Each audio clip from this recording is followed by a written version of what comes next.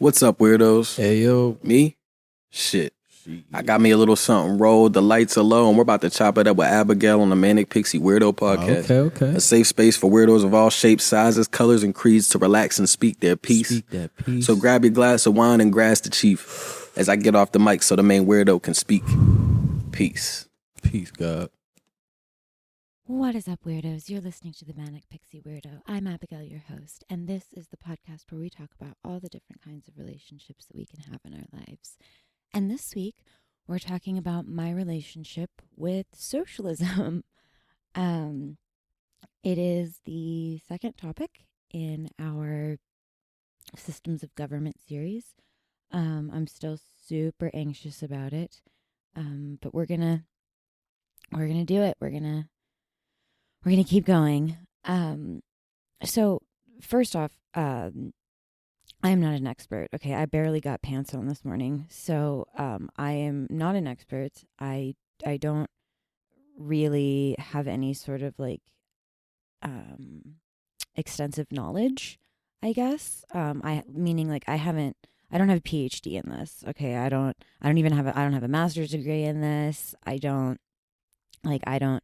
am very underqualified, if you will, to kind of like speak on this. So just like keep that in mind when we're kind of going through all of this, because it's mainly just like what research I have found through various and sundry means of doing research for this episode. So just keep that in mind. Take it with a grain of salt, all the things.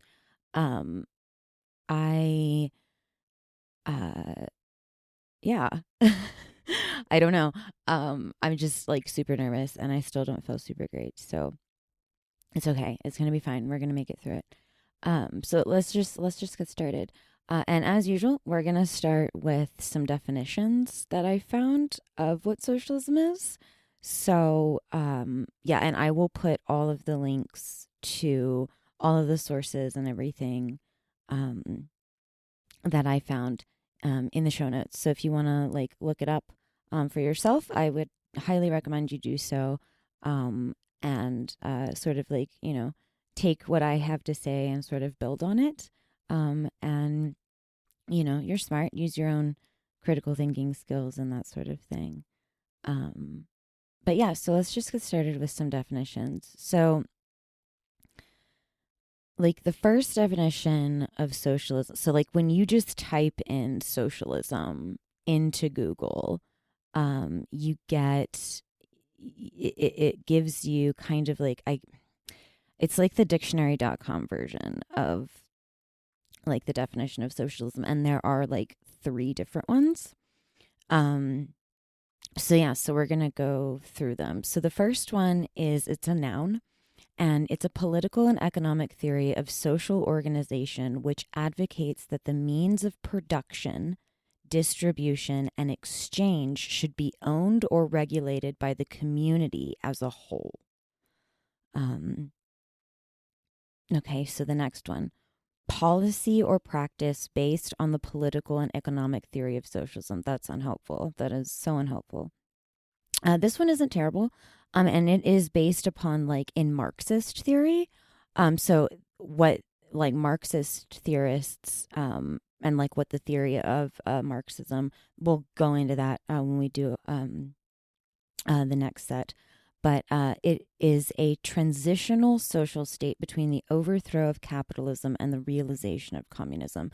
So it's a bridge. It's a bridge between the two, of capitalism and communism. It's that that system of government that bridges it. It sort of leads into the next step.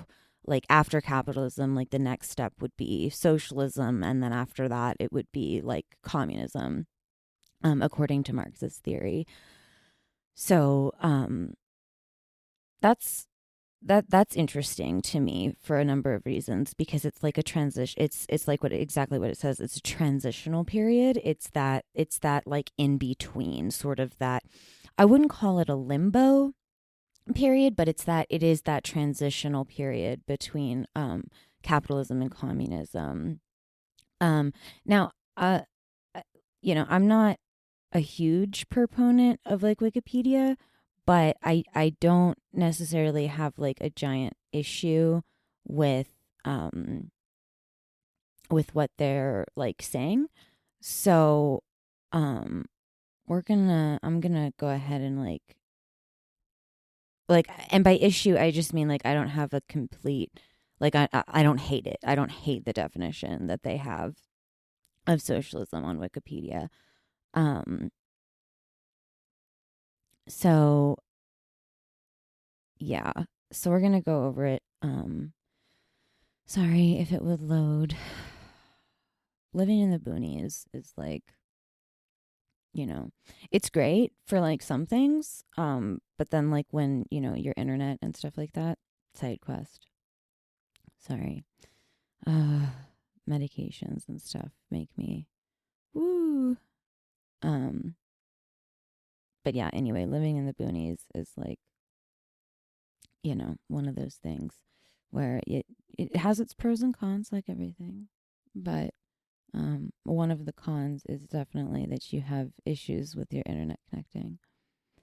And then loading things so that I can like do stuff. Okay, well, while we're waiting for that, there's this other definition that I think is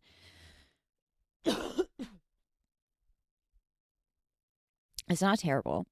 And it is from CFI the Corporate Finance Institute.com. Now I don't know who owns Corporate Finance Institute, but just like kind of keep that in mind. While that's the other thing I really want to like impress upon you are your sources. Make sure that you vet your sources so that you understand kind of who is writing what about what. Just blanket disclosure sort of a thing. But so like their definition, what they say, so it's literally, and I'll put a link to the article. But it literally is, the title of it is just socialism, and it says and then underneath that it says an economic system that prescribes equal sharing of the different elements of production. This was updated November 27th of 2022, so it's pretty current as far as I can tell. And so it says socialism is a system in which every person in the community has an equal share of the various elements of production, distribution, and exchange of resources. Such a form of ownership is granted through a democratic system of governance. Socialism has also been demonstrated through a cooperative system in which each member of the society owns a share of the communal resources. So that, I mean, they're all kind of basically saying the same thing. The Wikipedia definition is loaded. And so it says socialism is a left-wing economic philosophy movement encompassing a range of economic systems characterized by the dominance of social ownership of the means of production as opposed to private ownership like it is in capitalism. As a term, it describes economic, political, and social theories and movements associated with implementation of such systems. So social ownership can be state or public, community, collective, cooperative, or employee. Now, I think one of the big things about socialism and like why there are so many different like definitions of it is because there's literally just so many different definitions of socialism. This Stanford Encyclopedia of Philosophy, not article, but like entry, I suppose. It says, and this was on socialism. This is like what they have on socialism. It was first published in July 15th of 2019, so it's relatively current as well. But even in like this like context, it says socialism is a rich tradition of political thought and practice, the history of which contains a vast number of views and theories, often differing in many of their conceptual, empirical, and normative commitments. That just means that there's like a whole bunch of different, like nobody really has like, there's not like one definition that everybody, like a universal definition that everybody can agree on, because there are so many different like forms and like types, and like it's a little bit different for everybody. Yeah, so in his 1924 Dictionary of Socialism, Angelo Rappaport canvassed no fewer than 40 definitions of socialism, telling his readers in the book's preface that there are many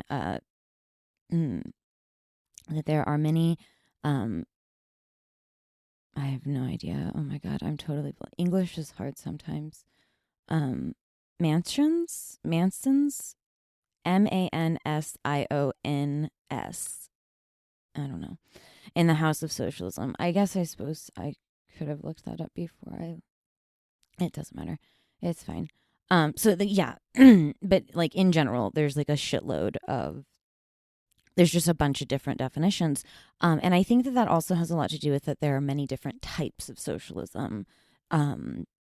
Just like there are many different types of like libertarianism, and there are many different, like it's not in a vacuum. It is, there are just many different like schools of thought and branches of socialism. And yeah. So, but in this corporatefinanceinstitute.com article, it goes on to say the rule of engagement in a socialistic system is that each person receives and contributes according to his ability. For this reason, individuals in a socialistic society tend to work very hard. Members of the community receive a share of the national pie once a percentage is taken off for the purpose of communal development. The areas into which resources are channeled include defense, education, and transportation. For the common good is a term that is interpreted to mean taking care of people who can't contribute to social development, such as children, caretakers, and the elderly. So it's very much like this idea.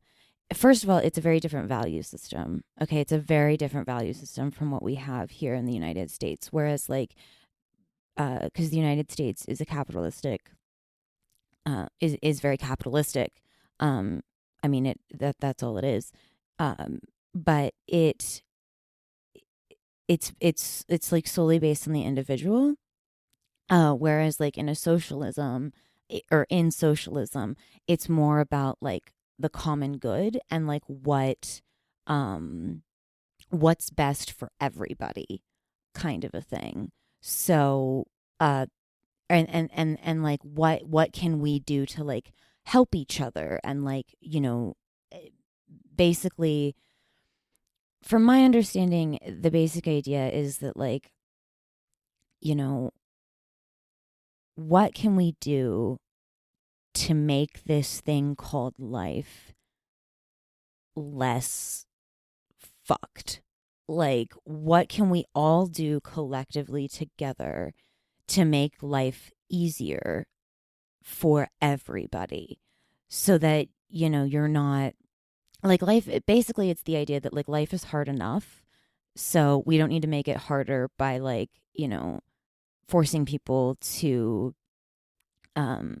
not be able to like have childcare, or like be able to have homes, like have a place to live, all those basic needs like food, water, shelter, those kinds of things would be taken care of in a socialistic environment. Now, that again, that is like big socialism, like that's the big socialism umbrella, right? And then there are like many different kinds, just like there's many different kinds of libertarianism, or like it's not in a vacuum. There are different schools of thought within those that are like believe in socialism.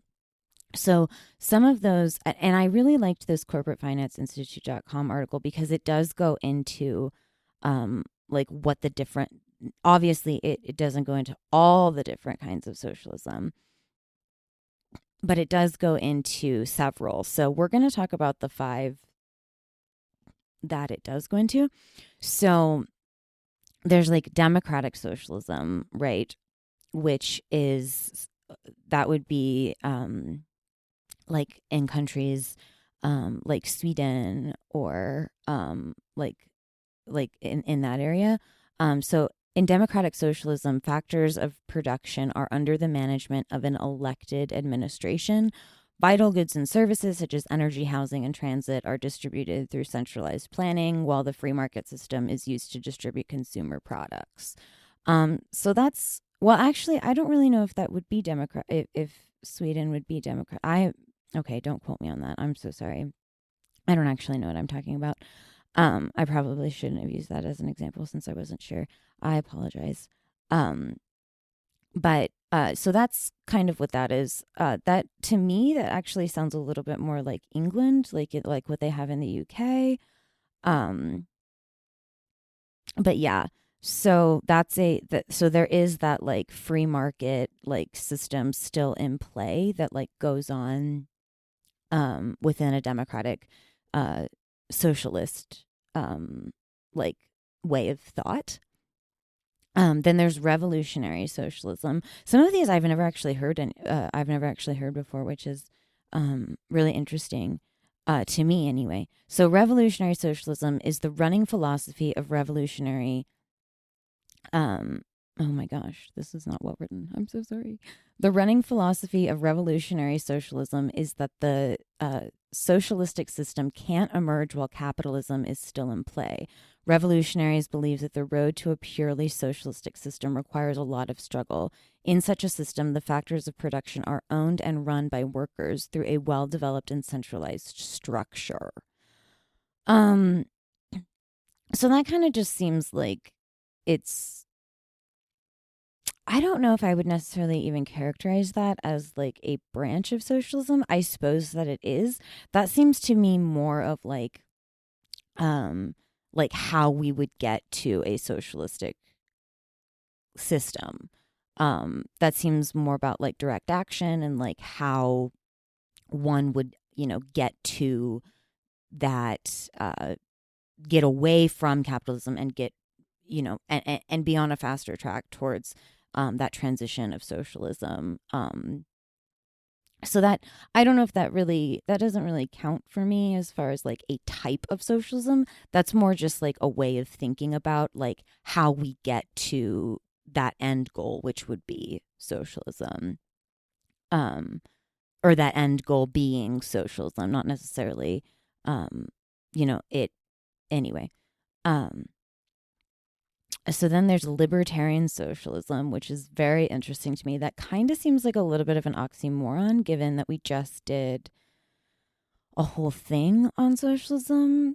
But anyway, so libertarian socialism works on the assumption that people are always rational. Same issues. I have issues. Self-determining and autonomous. If capitalism is taken away, people naturally turn to a socialistic system because it's able to meet their needs. I don't necessarily disagree with that. As far as like it, the thing is that like you cannot just take something away and then not replace it with something else, potentially something quote unquote better or more conducive to like society as a whole. But I don't know. I just take issue with that assumption that people are always rational, self-determining, and autonomous, because I am 100% not always rational, self-determining, or autonomous. Like, not a chance. There's no way. I am relatively irrational at certain points in my life, especially if I'm not on my medication. Like, yep, it's just not, that's not going to happen. Rationality is not a thing that I have if I don't have medication. um I mean, and even to a certain extent, even on medication, but whatever. So market socialism. Ooh, what is this interestingness? Under market socialism, the production process is under the control of ordinary workers. Okay, I'm with you. The workers decide how resources should be distributed. Yes, that's yes, okay. The workers sell off what is in excess or give it out to members of the society who then distribute resources based on the free market system. Okay. Interesting. I do favor, I guess, and I probably really shouldn't even be be doing this in this way. But I do favor the idea that like workers decide how resources are distributed, because like if I'm working, like if I work for, let's say, like McDonald's, um like I feel like I definitely should get a say in like how money is distributed, or how yeah, resources, like how money is distributed, and like um and I definitely think that I should get a say, like if if I work at McDonald's and there's a shitload of like food left over um from the day that we didn't use, or at a restaurant or anything like that, um I I don't personally think that that food should be thrown away. I think it should be given to people who need it, like people who are hungry. um so I don't really take issue with that. The workers decide how resources should be distributed. I don't take issue with that at all.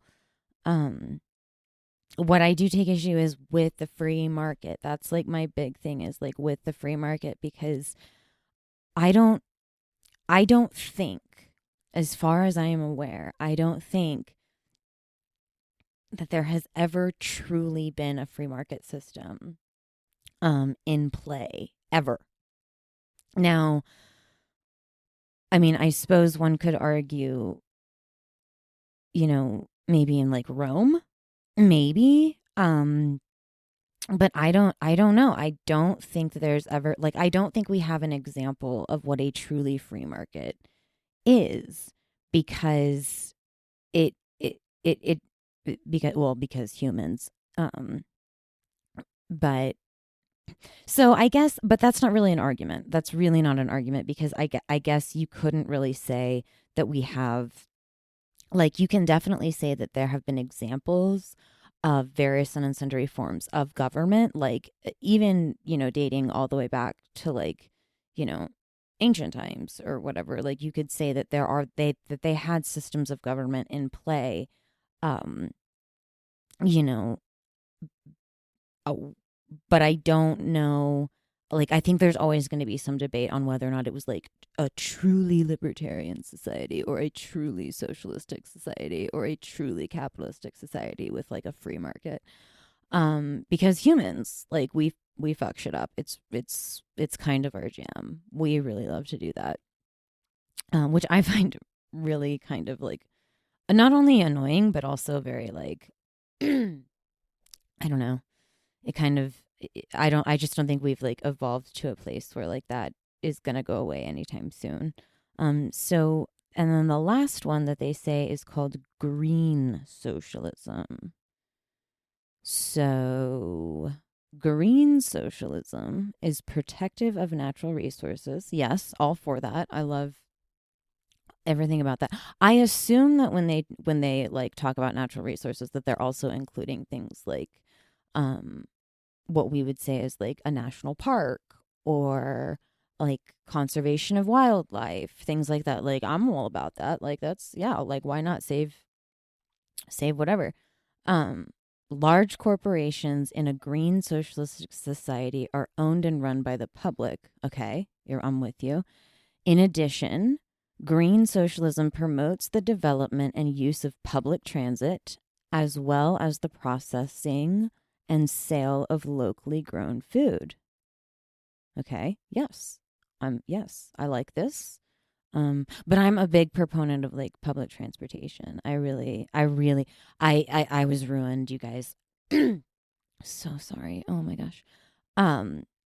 Completely ruined when I lived in Chicago.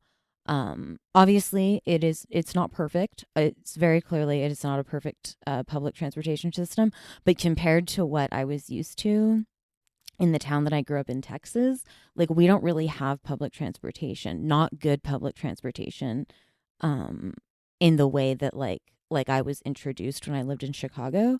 And I like fell in love with public transportation. I was like, this is fantastic. This is amazing. I love this. Like, this is why are more places not doing public transportation? I loved it. Saved you a bunch of money. Like I'm a big proponent of public transportation. I think it's great. So, and then as well as the processing and sale of locally grown food. Brilliant. I mean, yes, I don't take issue with that. So then it goes on to say the production process is forced. Oh my. Is focused on ensuring that every member of the community has enough access to basic goods. Perfect. Moreover, the public is guaranteed a sustainable wage. Fine. Yeah, fine. Fine. All fine. I don't really take issue with any of that.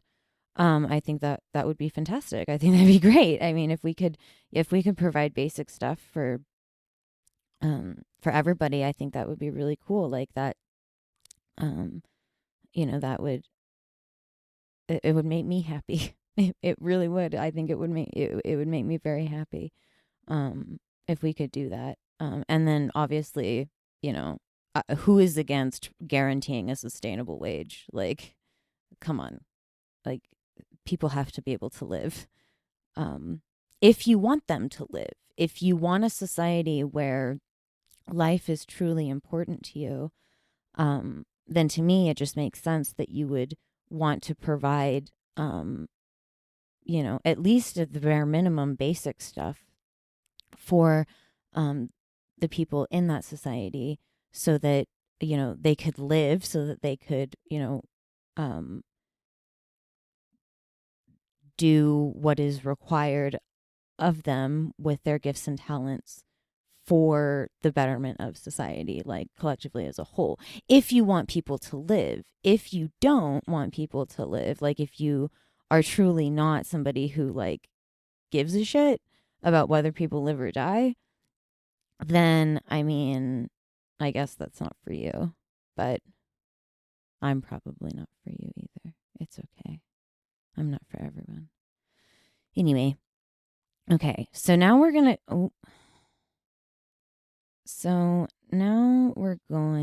to get kind of into like the differences. Like we're going to go into some statistics. We're going to look at some stuff. But first we're going to take a break because I need some water. But yeah, we'll take a break and we'll be right back.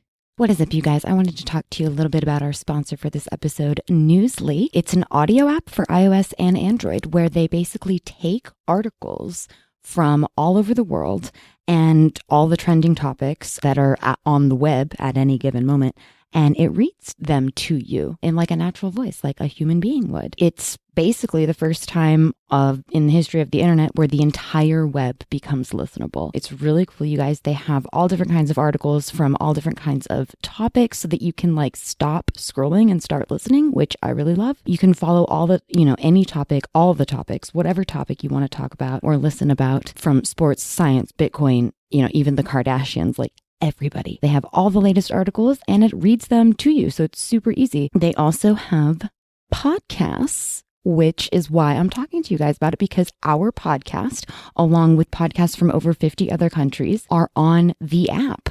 So that's really, really cool. You can start listening there as well. You can download and use Newsly for free right now at www.newsly.me, or you can use this link in the description. And when you use the promo code P1X1EP0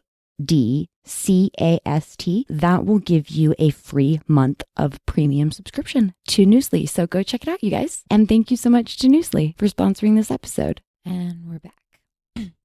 And this week we are talking about my relationship with socialism. So I wanted to kind of go ahead and give y'all some statistics a little bit, about socialism. So this comes from a Gallup poll that was done in 2018.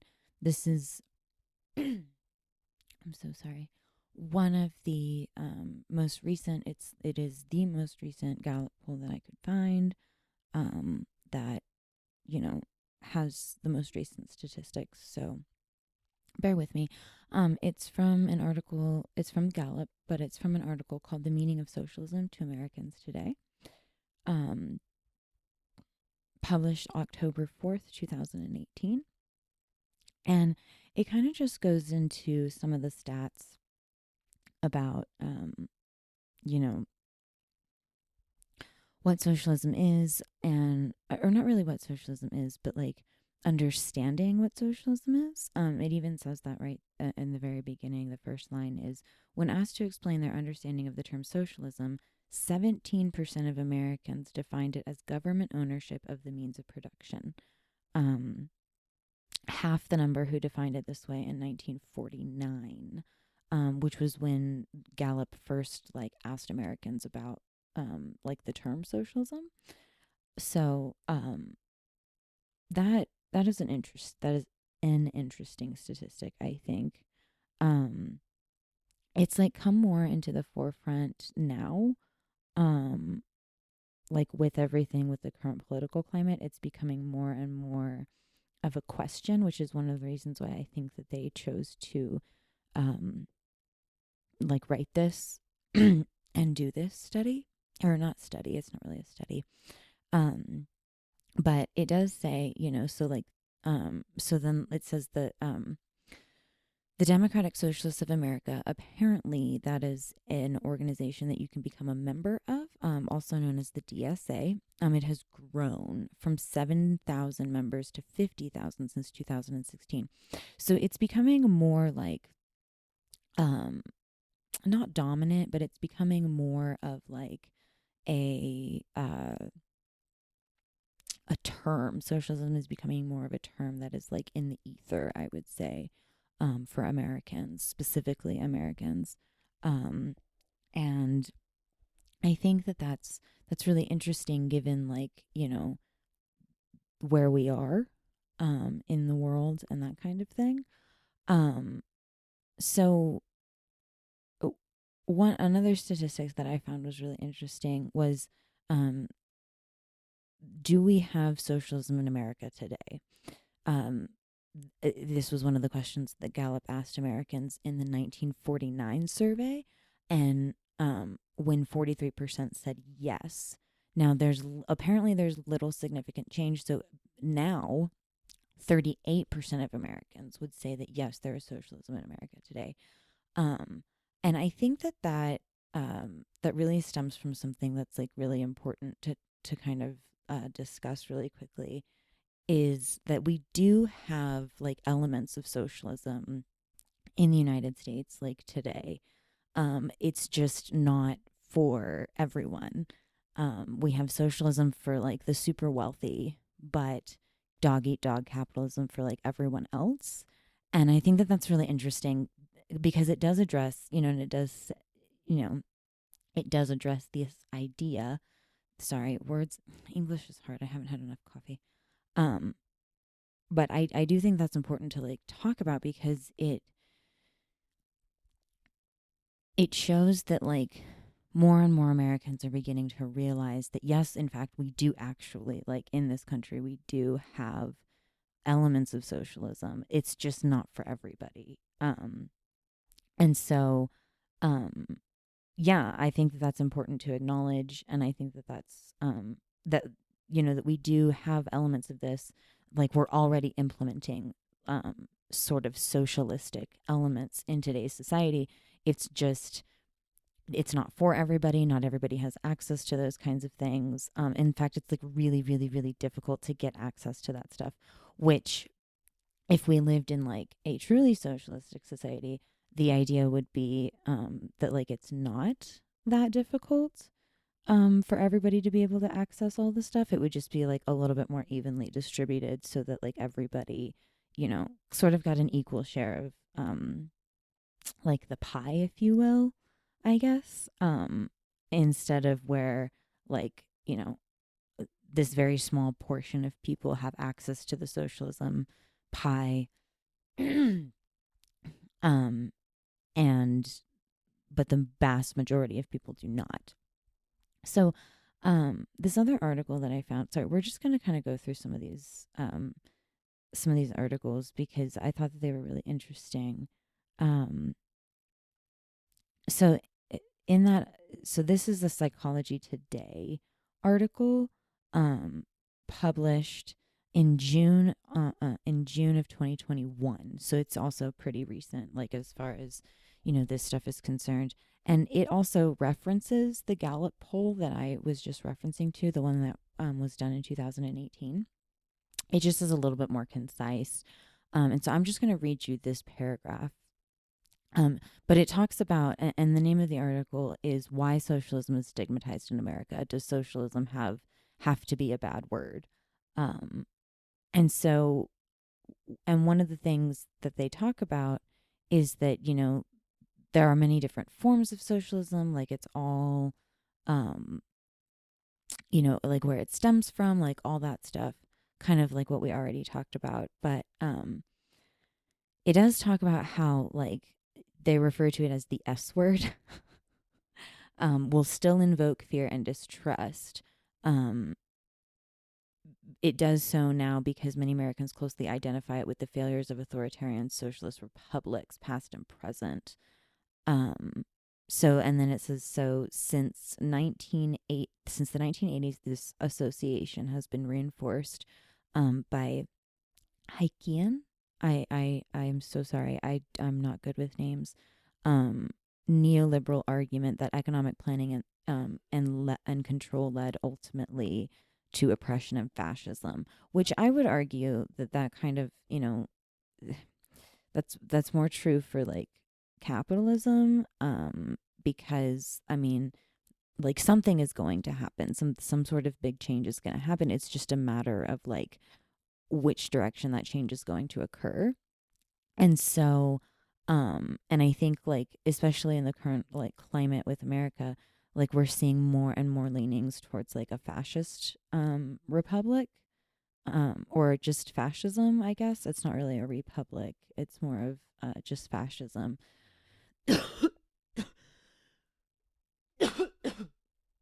Oh my goodness, so sorry. It's supposed to be getting better, it really is, I promise.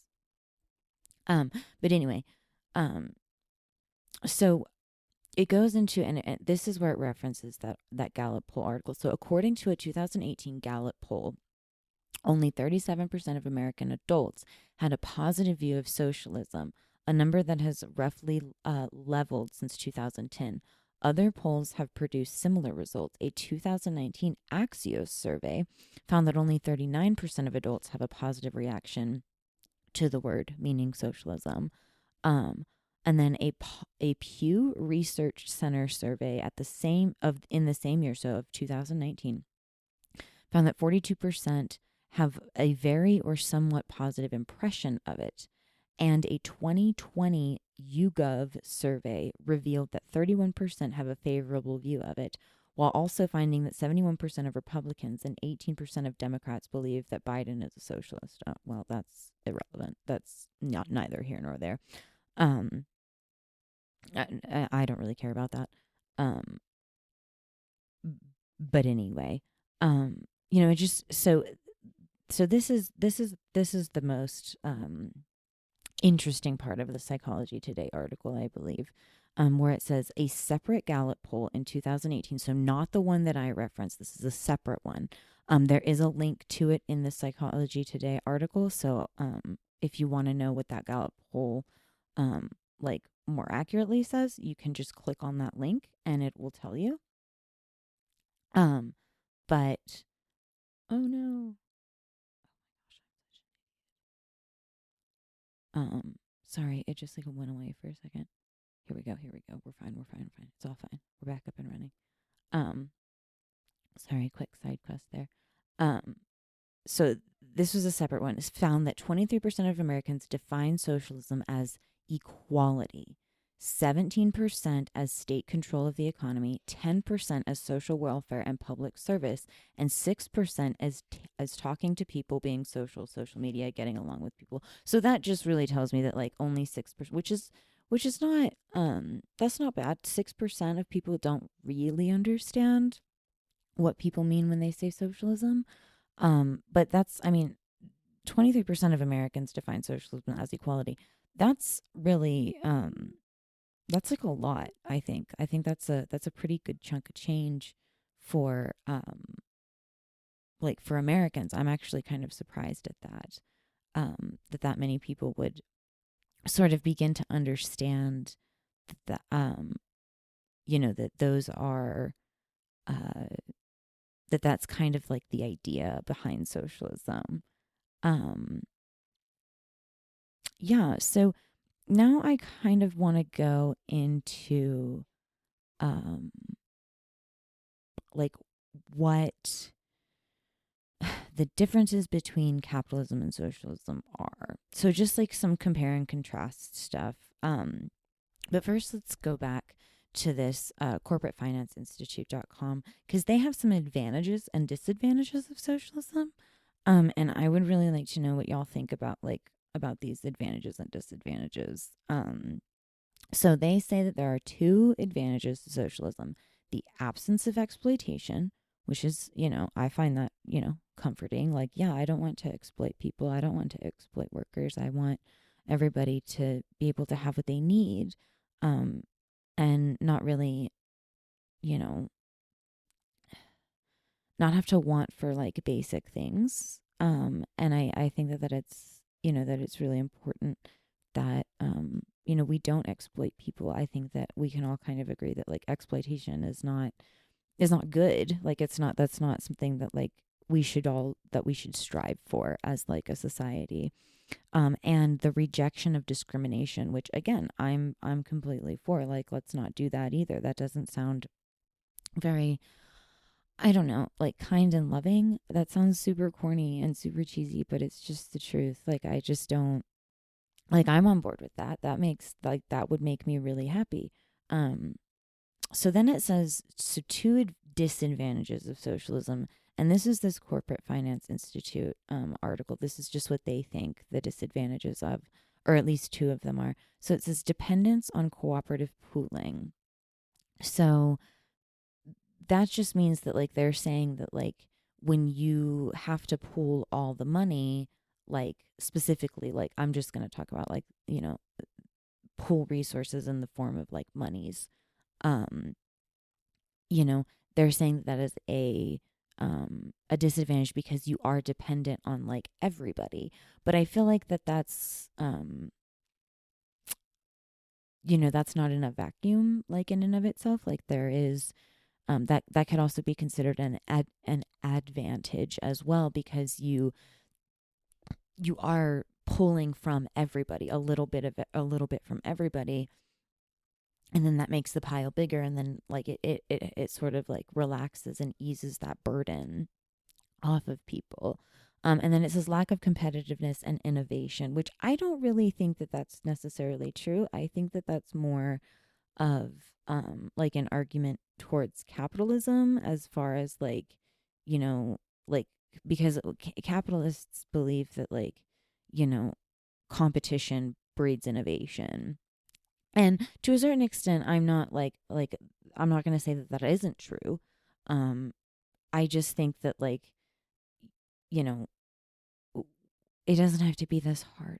It just doesn't have to be this hard, and it doesn't have to be this complicated. Like we can um you know create, you can have innovation and like advancements in technology and that sort of thing, within a socialistic like country. It's just, it might, it might take a little bit longer, which to me, I'm not really opposed. Like, it doesn't really bother me that stuff would take a little bit longer, just because um, I'm hoping that that would mean that it would be like more thorough, if that makes sense. Like, I hope that that's sort of the idea, and like that it would, make ease that burden a little bit, and make things more thorough, so that we can have like better research and better um you know uh like a more firm ground on stuff, where it's not just like, oh, this is like amazing, this new thing is amazing, and then it like crashes or whatever. You know what I'm saying? Like, oh gosh, I hope that makes sense. Oh, I hope that makes sense. So yeah, so that's that. That's just what they say are some, disadvantages and advantages of capitalism.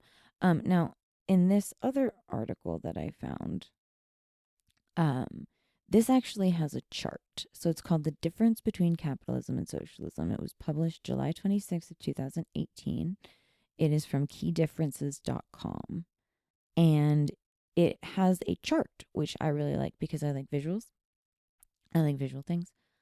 Because I am a visual learner to a certain extent. Um, and so we're just gonna go over this chart. And I'll walk you through it. Don't worry, it's fine. So so they say, okay, the meaning. Okay, so this is the meaning, and this is like, these are not pros and cons. These are just differences between socialism and capitalism. Um, so, capitalism refers to the economic system prevalent in the country where there is private or corporate ownership on the trade and industry. Okay. So, and then socialism is the economic structure in which the government has ownership and control over the economic activities of the country. Um, Basis, principle of individual rights, and principle of equality. So the principle of equality is is much more socialistic. Equality, it's just a very different value system. It's a very different value system, and structured differently than like what a capitalistic country would have. Um, so like in a capitalistic country, capitalism is like, you know, very, very, very individualistic. It's incredibly individualistic. I also specifically like the American form of capitalism, super judgy, like very, very judgmental. I think it's highly judgmental. I think it's very um individualistic. I think that it's all based around this idea that like what you deserve and what you don't deserve, which kind of goes back to like the judgy thing.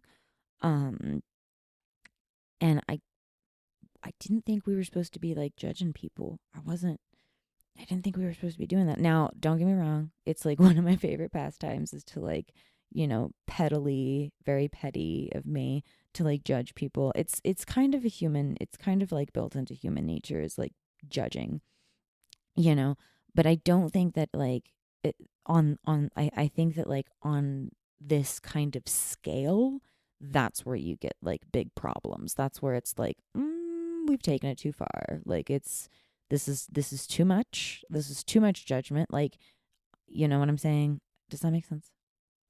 Um, Whereas like in a capitalistic, it's all about like equality and fairness and like, um, you know, everybody gets a shot. Everybody's the same in the sense that like we all deserve like basic things. And it doesn't matter like what your gifts and talents are. Like you still deserve to have basic things like internet or um, you know, a house like to live in, like shelter and food and water, and access to all of these things to where you're not basically trying to kill yourself just so that you can pay rent. We kind of went over that in the poverty episode, because it's it's bad out there, guys. So means of production, privately owned, in a capitalistic society, socially owned in a socialistic, in socialism. And so that just means that like your utilities and stuff, so like your energy and things like that would be like privately owned.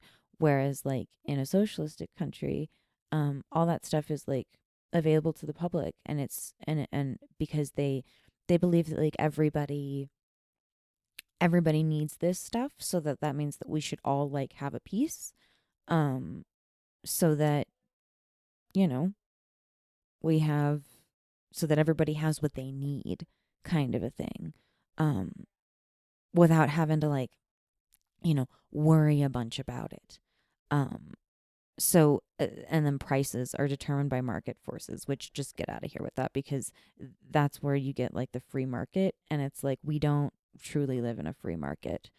So because again, we have what would be, you know, socialism for the rich and dog eat dog capitalism for everybody else. And so unless, see, but that goes back to that, like, you deserve it. Like if you have because and it's a different value system, because in like a capitalistic society, especially the one here in America, it's very much, you know, um your dollar amount, your value is directly correlated to how many dollars you have in your bank account. And if you have, you know, whatever this arbitrary number is, if you're in like a certain tax bracket, then yeah, you automatically get like all this extra stuff, and like because you deserve it, because you decide, because you have all this money. And my argument to that is, it's just like, but you didn't do that in a vacuum. Like, you didn't do it all by yourself. You had help. You had people around you to like help you and like give you that leg up, and like make sure that you know, had what you needed, and like were able to get where you needed to go, and like all this, like, it wasn't done in a vacuum. You had help. And in socialism, they say that, like, okay, so they kind of, it's that value system of like everybody's pitching in. Everybody, in order for this thing to work, like everybody has to kind of pitch in and do their part. And it's more so like, if I was going to compare it to like sports, it would be like socialism is like the team sport, whereas like capitalism is the like individual sport, where like, so like swimming or something, where it's like you know, you do it all by yourself. It's that it's just that thinking of like you did it all by yourself, where it's like that's not even true. Like, you definitely had help. You had a coach. You had, in socialism, they would say like, no, you had help. You had a coach. You had a parent. You had a guardian. You had somebody to like help you like get where you needed to go and do the things that you needed to get done. And those people count just as much as you do. Yes, you did the feat. You did the thing. You swam, whatever. But um like, it's just more about like the team in socialism. It's all about like, you know, we're a team, we're all in this together, we, you know, we win together, we lose together, kind of a thing. um yeah. So and then, you know, and then it just goes, the rest of this chart is just kind of um a little bit of like whatever. It's just, so it's just like, you know, efficiency, much less. It's like, kind of. I don't know if that's necessarily true. That seems just like, now we're just talking about opposites. And I don't really see socialism as like the opposite of capitalism. I see it as like the next step, like I was saying.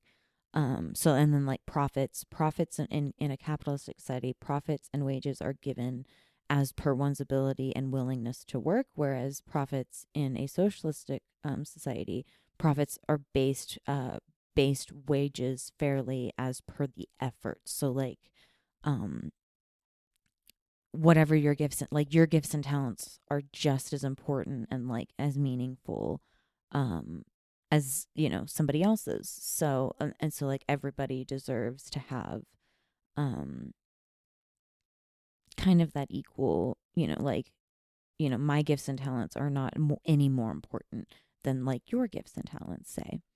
So, so those are just sort of like some key differences, some comparing and contrasting a little bit. I just kind of wanted to go over that a little bit with y'all. I thought it was kind of interesting, but I don't know, maybe y'all don't find it quite as interesting, but I find it kind of interesting. And I think what it really boils down to is it's just a totally different like value system. Is that's really what the deal is with socialism, is that it's just a totally different value system. And to be perfectly honest, kind of a radical different value system compared to like what we have in a capitalistic society, which is probably one of the reasons why it's so scary to people, because it is so like radically different. It's not that it's bad or that it's wrong. It's just that it's so radically different. Like because everything would have to change. Like it would just mean that like everything would have to change. Like we would have to completely like gut our value system and rework it and say, okay, we're no longer going to value just, this small group of people. We're going to try and value everybody. Like it is kind of a radical like school of thought when you start comparing it to other forms, in the sense that like, especially when you're comparing it to capitalism, because it is a very, very, very different way of thinking and way of like approaching life. Um, and like I said, I don't think that necessarily means it's bad. I think that just means that it's different. And that if we decide collectively that that I don't want to say like there's a better way, because it's not necessarily about having a better way. It's more about like, what do we want to value? What do we want to continue down this path of like only valuing each individual person? It's dog eat dog, like everything is dog eat dog, cat eating cat, fish eating fish, like everything. Or or do we want to take a step back and say, whoa, wait a minute, you know, we could make this work for everybody, like in a way that like kind of works for everybody. Like that's the idea, you know, is that like it's that group think versus that individual. It's that, you know, we the people, as in like we as the whole body of people, versus like I as an individual person, kind of a thing, I think. But yeah, I mean, to each their own. I just wanted to kind of go over that a little bit. I thought, like I said, I thought it was interesting. So yeah, I hope you guys enjoyed this episode. Thank you so much for listening. I really do appreciate it, you guys. I know that you have a lot of different choices when listening to podcasts, and I really, really, really do appreciate you guys listening. This is kind of, I know it's not like a super Christmassy episode, but like, or like holiday episode, excuse me. I don't mean to single anybody out or anything like that, or leave anyone out either. Um, holiday episode. Um, but I mean, I kind of wanted to just, like, there is hope, kind of a thing. Like we could do this. We could, like, this is totally doable. We could do this. We could change our value system. It would take time and it would be really scary and it would be really, really, really uncomfortable. That doesn't mean that it's impossible. It just means that we haven't done it before. Which makes it, change is scary. Humans don't like change. I've said it before and I'll say it again. We don't like change. We're bad at change. We don't like anything. We like our little comfort zones. We're good with this, because it's familiar and it's quote unquote normal, and all of the things. But we could change our value system to one that's like, you know, more conducive for everybody involved, and to include everybody. I mean, it sounds very like elementary when I say it like that, because that's what you learn as a kid. That's what you learn as a as a child, and I don't know. I just think that it would be interesting. So we'll find out. I do have a very special announcement that I wanted to share with you guys. It's sort of like my holiday announcement. Um, and that is that our merch store is live. We have 3 designs that I designed. They're very simple, very just very simple. I also tried really hard to make everything as cheap as possible so that like everybody could be able to afford it. Um, uh, s- so that I could still like make a little bit of money for the show. Because there are some things that like I would like to do, for the show. So I would like to make a little bit of money, but I did try to make them as cheap as possible so that, everybody would be able to like afford it. Hopefully. Um, but because of the launch, in honor of the launch, I also have a coupon code. It's Be Kind. Just BEKIND, Be Kind. Um, for the merch store. It is called the Peddling Pixie, and the Be Kind code will give you free shipping. So, yeah, that was the big announcement. I hope everybody likes it. I'm super anxious and excited about it. The designs, like I said, are very simple, but they're fun. I tried to make them a little bit funny and a little bit um, like you know for everyone. So yeah, let me know what you think. I'm really excited about it. I'm very anxious about it too. Oh my goodness, so anxious, but it's fine. So Be Kind. Um, is the coupon code. You get free shipping. And yeah, so I hope everybody has a good holiday. And I will see y'all later. And as always, be kind and stay weird. Have a good one, guys.